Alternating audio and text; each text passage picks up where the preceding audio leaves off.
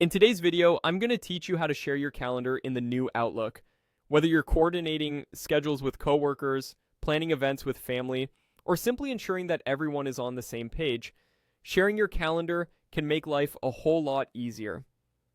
So let's dive in and walk through the process together. First, you'll want to log into your Microsoft Outlook account.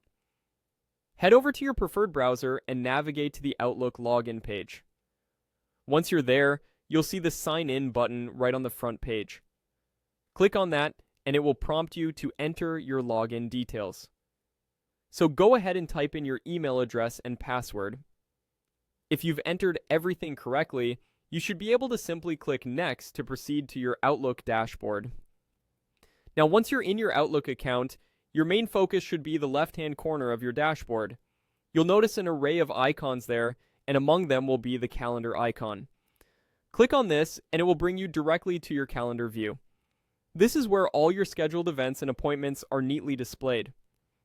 As you look towards the upper part of the calendar interface, you'll notice a few different buttons and options. Keep an eye out for the Share button, conveniently located right beside the Print option. It should be easy to find, but if you have any trouble, just remember it's positioned close to the top. This design choice maximizes your ease of use. Click on the Share button and a window will pop up. Here, you will enter the email address of the person you'd like to share your calendar with.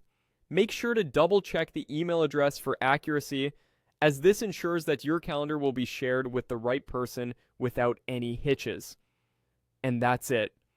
You've successfully navigated the task of sharing your calendar. This can be a tremendous tool for improving communication and planning, allowing everyone involved to view and understand the schedule at a glance.